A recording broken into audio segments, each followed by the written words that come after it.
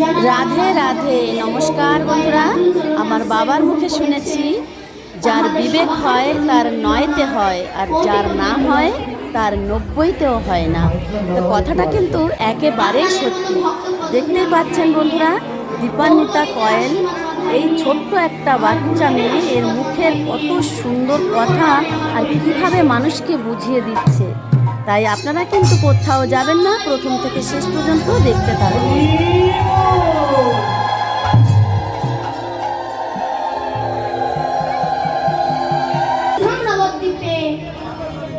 কলিহত জীবের উদ্ধারের কথা চিন্তা করে কলির অনাচারী, অত্যাচারী, পাপাচারী, দুরাচারী, ব্যভিচারী জীবের কৃষ্ণ বৈমুখী দেখে এদের উদ্ধার করার প্রত্যাশায় এই কলি জীবের দুঃখ হেরি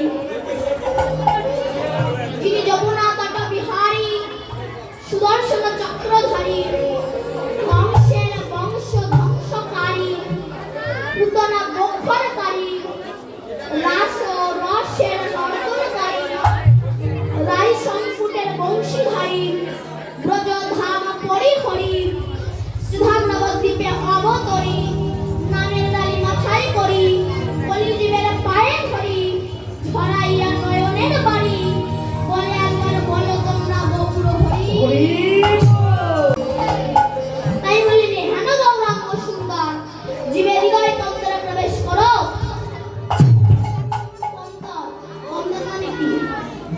অন্তর মানে গুহা।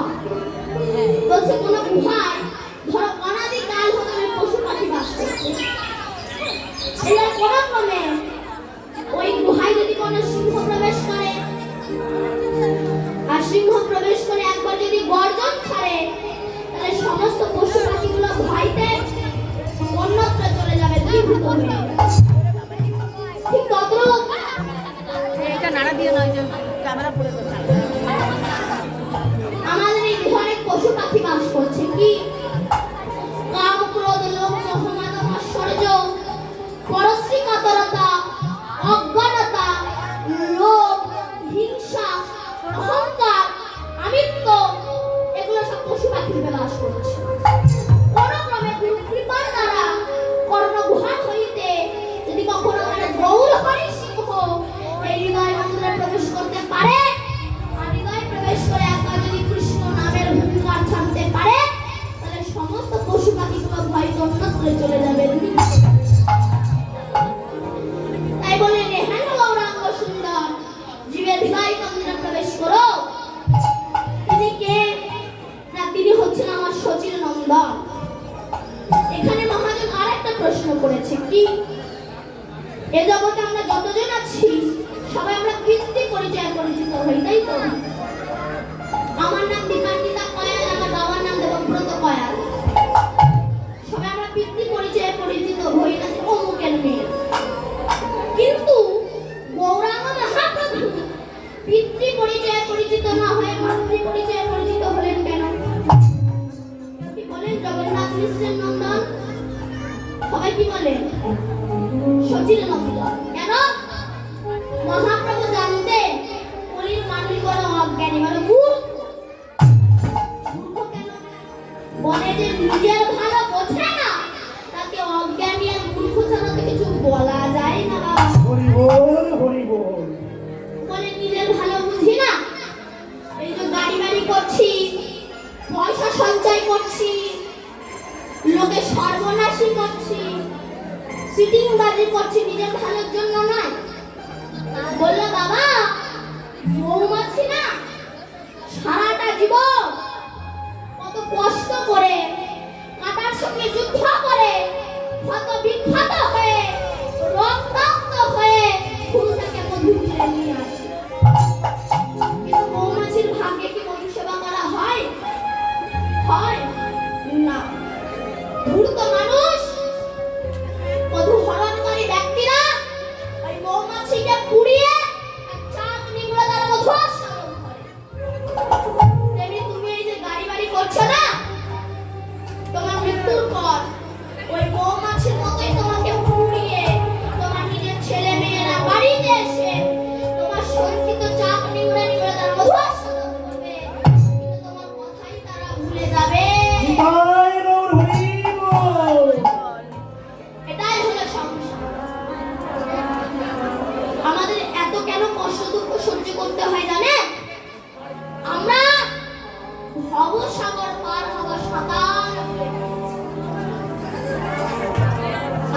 কেমন জানেন? এক গেজেটেড অফিসার নদী পার হচ্ছে, আমি তার কথার কথা মানছি জানো আছি, আমি একজন গেজেটেড অফিসার। মাঝি বলে হ্যাঁ আপনি শিক্ষিত মানুষ, তো তোমাকে কোনো প্রশ্ন, তোমরা গৌরে ভাজা, তোমরা গৌরে ভাজা, গৌরে ভাজা, গৌরী তুনা তোমরা গৌরী ভজো, তোমরা গৌরী ভজো, গৌরী ভজো, গৌরী পূজা দাও। নামে ভজো, নামে ভজো, কীর্তন গাও।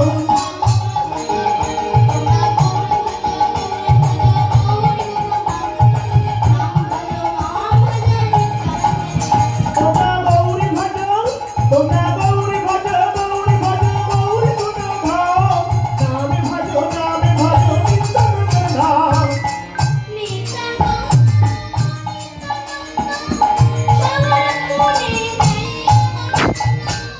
নিত্যানন্দ, নিত্যানন্দ, সবার মনে দেয় আনন্দ।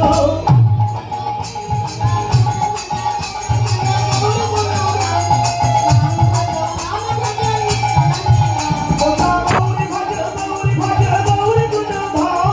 নামে ভজো, নামে ভজো, কীর্তন গাও।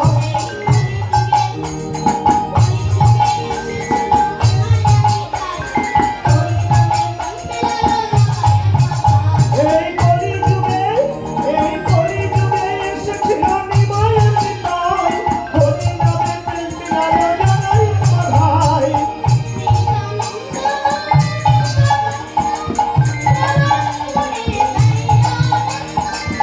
নিত্যানন্দ, নিত্যানন্দ, সবার মনে দেয় আনন্দ।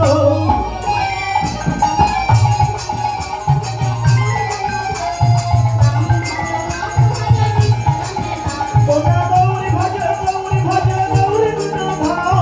নামে ভজো, নামে ভজো, কীর্তন গাও।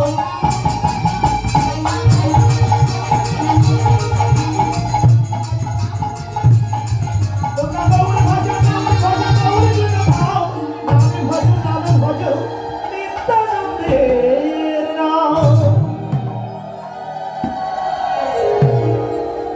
তাহলে কেন গৌরাঙ্গ মহাপ্রভু পিতৃ পরিচয় পরিচিত না হয় মাতৃ পরিচয় পরিচিত হলেন না? মহাপ্রভু জানতেন কলির মানুষ বড় অজ্ঞানী তো, অতএব আমি যদি পিতৃ পরিচয় পরিচিত হই, নোংরা মাখানো কলির মানুষকে আমি কোলে করতে পারবো না। কেন? দেখবেন ছেলেকে বাবাও ভালোবাসে, আবার মাও ভালোবাসে, কিন্তু ছেলে যদি নোংরা মেখে বাপের কাছে গিয়ে বলে বাবা কি করে না বাবা নিয়ে আয় না, মায়ের কাছে তো মায়ের কাছে যাও। মা যদি খেতেও বসে বাৎসল্য প্রেমের সন্তানকে বুকে টেনে ধরে, এবার সুন্দর করে ধুয়ে মুছে পরিষ্কার করিয়ে নতুন জামা কাপড় পরিয়ে একটা কাজলের টোপ দিয়ে ছেড়ে দেয়। বাবা যখন মোটর সাইকেলে করে নিয়ে ঘুরঘুর করে ঘুরে বেড়ায়, তাহলে পরিষ্কার করে মা আর সাত বেটাই বলুন বাবা অতএব মহাপ্রভু ভাবলেন আমি যদি পিতৃ পরিচয় পরিচিত হই, নোংরা মাখানো কলির মানুষকে কোলে করতে পারবো না। তাই মাতৃ পরিচয় পরিচিত হয়ে শচীন নন্দন গৌর হয়ে মায়ার পাকে হাঁটুটুকু খোলা কলির মানুষকে উদ্ধার করার জন্য তিনি গৌর হয়ে এসেছেন। তাহলে কৃষ্ণ যে গৌর হয়ে এলেন, আর যার বাবা ছিল রাজা, মানে সত্যযুগের নারায়ণ, ঐশ্বর্য মার্গের ভগবান, ত্রেতা যুগের রাম, দশরথ রাজার ছেলে, ঐশ্বর্য মার্গের ভগবান। আসতে দাপর যুগে কৃষ্ণ নন্দ রাজার ছেলে, ঐশ্বর্য মার্গের ভগবান। কিন্তু সেই ভগবান কেন কলিকালে আসতে না, গল্প করো না, কলিকালে কেন কাঙাল হয়ে গৌর হয়ে এলেন? কেন কৃষ্ণ গৌর হলেন? ভগবান এসেছেন দুটি কারণে। এক হলো নাম নিয়ে জগৎ উদ্ধার করা, আর এক হলো রাধার প্রেম ঋণ শোধ করা। গোবিন্দ রাধাকে কথা দিয়েছিলেন, হে রাধে তোমার প্রেমে আমি ঋণী হয়ে গেলাম, আমি কথা দিচ্ছি। কই ছাড়ো রাধা প্রেমা, কই ছাড়ো ভুরি মা, কই ছাড়ো সুখে তু ভর, এ তিন বাঞ্ছিত ধন।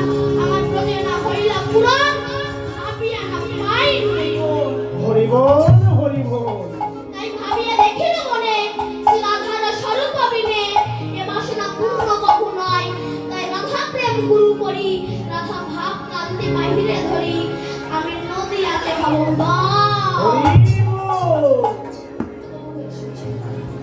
আসতে মাকে কেন কৃষ্ণ গৌর হলেন এটা আপনি তো ছোট করে জানেন।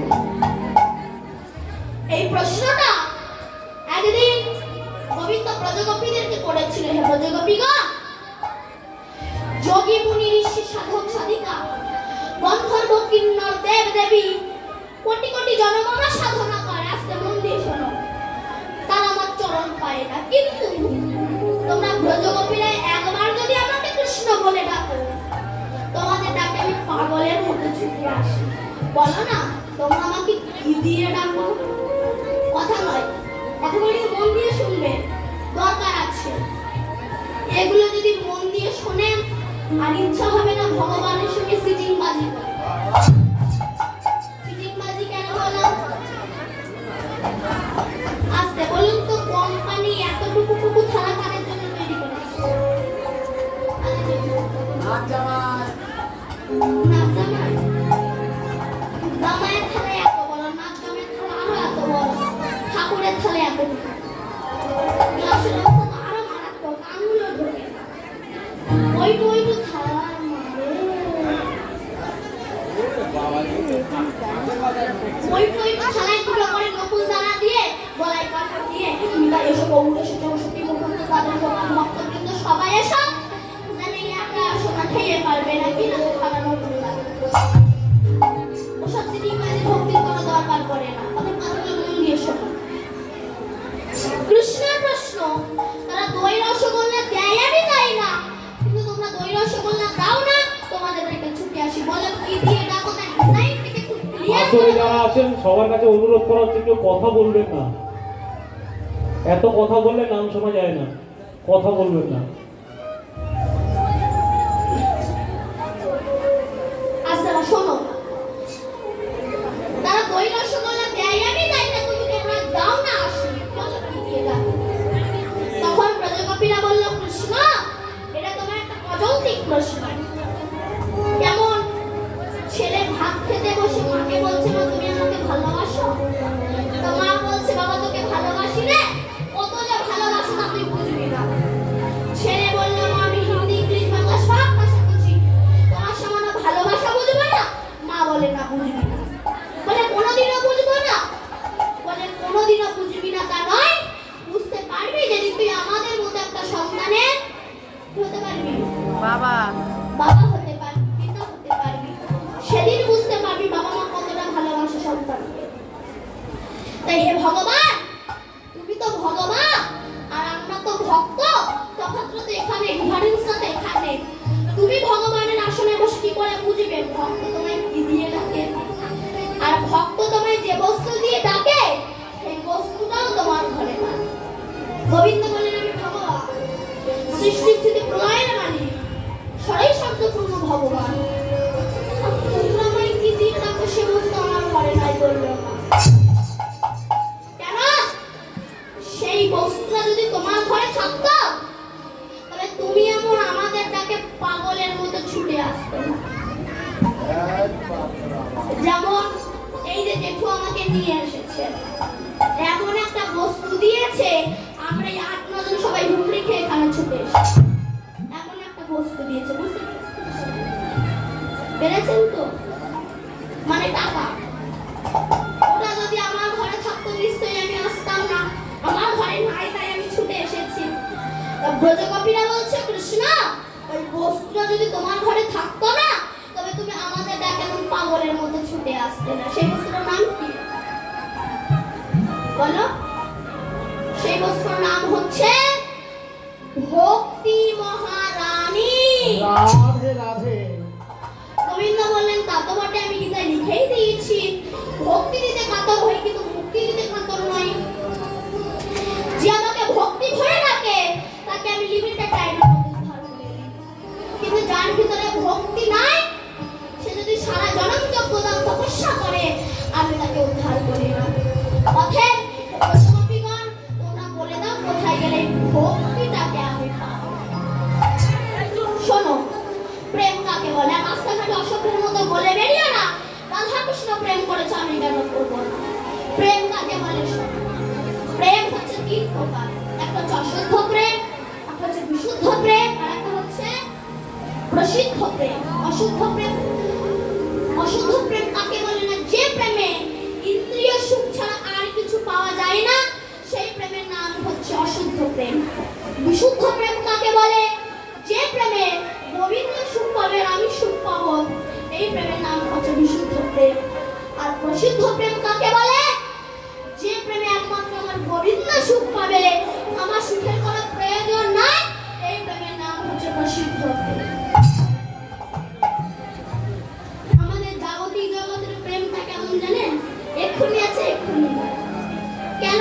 আপনি দেখুন, যে একটু আগে বলতো তুমি আমার হাড়, তুমি আমার ফুসফুস, তুমি আমার কিডনি, সত্যি তাই, তুমি আমার হৃৎপিণ্ড, তুমি আমার কলিজা, তুমি আমার চিরদিন, আমি তোমার, যুগে যুগে তুমি আমার, আমরা অমর সঙ্গী, তুমি আমার লিভার, মরে যাও, এই বলে তুমি আমার করোনা ভাই। যে একটু আগে বলতো তোমার আমি এক সেকেন্ড থাকতে পারি না, কিছুক্ষণ পরে বলছো তোমার দেখতে ইচ্ছে করে। এটাই হয়েছে জাগতিক জগতে। তো আমার প্রেম সম্পূর্ণ আলাদা। কাম হচ্ছে অন্ধকার সরিষা, প্রেম হচ্ছে নির্মল ভাস্কর। কাম হচ্ছে অন্ধকার, প্রেম হচ্ছে সূর্যের সমতুল্য। কাম হচ্ছে ভিখারি, প্রেম হচ্ছে মহাজন জ্ঞানী। কাম হচ্ছে লোহার সমতুল্য, প্রেম হচ্ছে স্বর্ণের সমতুল্য। কাম শুধু নিতে চায়, দিতে চায় না, আর প্রেম শুধু দিতে চায়, কখনো নিতে চায় না। এই নাম প্রেম। এই রাধাটা কে? শোনো, রাধা কাকে বলে? তাহলে রাধা তো সবাই হতে পারতো না। রাধা কে হবে? আমি ব্রহ্ম মুহূর্ত করে স্নান করো, স্নান করে পদ্মাসনে বসে যাও। পদ্মাসনে বসে গিয়ে কুলকুণ্ডলী শক্তিকে জাগ্রত করে, মণিপুর মূলাধার আমরা চক্র সতীশ্বরকে ভেদ করে, 21,688 কন্ট্রোল করে, 7 ফোঁটা রক্ত বিমান করে যে 1 ফোঁটা শক্তিবিন্দু তৈরি হয়, সেটাকে ব্রহ্মদস্তু বলা হয়। সেটাকে নিম্নগামী না করে হাসির দ্বারা যিনি শত সহস্র পথে ধারণ করে রাখতে পারে, মহাজন তাকেই রাধা নামে আখ্যা দিয়েছে। উভয়ই নিম্নগামী, যার নাম ধারা নিম্ন হইতে ঊর্ধ্বগামী, তার নাম শ্রীমতী রাধা। ঊর্ধ্ব হইতে নিম্নগামী, যার নাম ধারা, আর নিম্ন হইতে ঊর্ধ্বগামী, তার নাম শ্রীমতী রাধা। ছয়ই সর্য ছয় নামে আছে অবস্থান। ঊর্ধ্ববিন্দু দিয়া তাহে কইল শক্তিদান, পুরুষ প্রকৃতি তাহে কইল আধাধা, আর বিচারিয়া গর্ভতুনি নাম রাখিলেন শ্রীমতী রাধা। আর সেই রাধারই চরণধুলা যখন গোবিন্দ গায়ে মাখলে, ভালো বলো সুন্দর বলো হয় না। গোবিন্দ ভাবছে, একজন ভক্তের চরণ ধুলিতে যদি আমার এত পরিবর্তন আসে, তাহলে হাজার হাজার ভক্তের চরণ ধুলি নিলে না জানি আমার কত পরিবর্তন আসবে। তা হাজার হাজার ভক্ত তাহলে বৃন্দাবনে পাওয়া যাবে না। হাজার হাজার ভক্তকে দেখে যেতে হবে কোথায়? নবদ্বীপ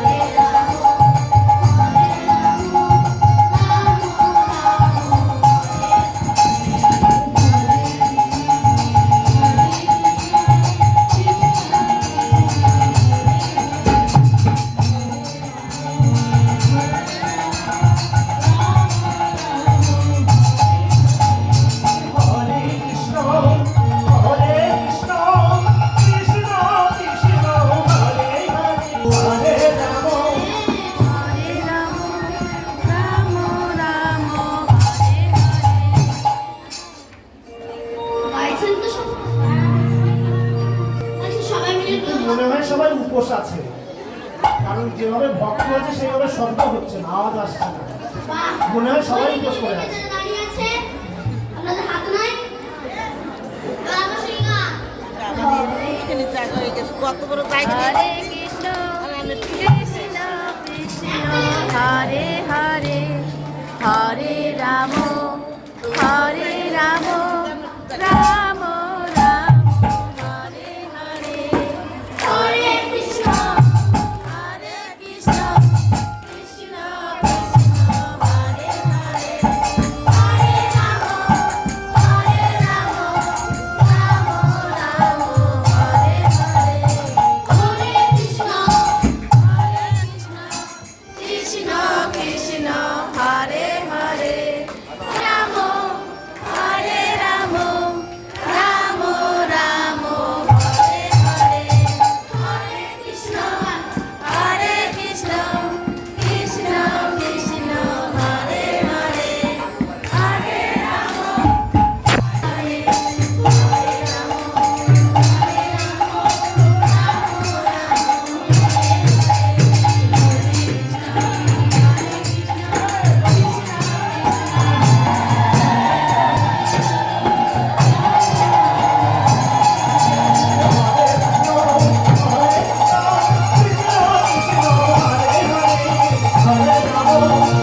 তাহলে বন্ধুরা আপনারা সবাই দেখলেন দীপান্বিতা কয়েলের ভক্তি ভরা কীর্তন। তাই ভিডিওটা আমি আর বেশি বড় করলাম না, এখানেই শেষ করলাম। আপনারা সবাই ভালো থাকুন, নমস্কার।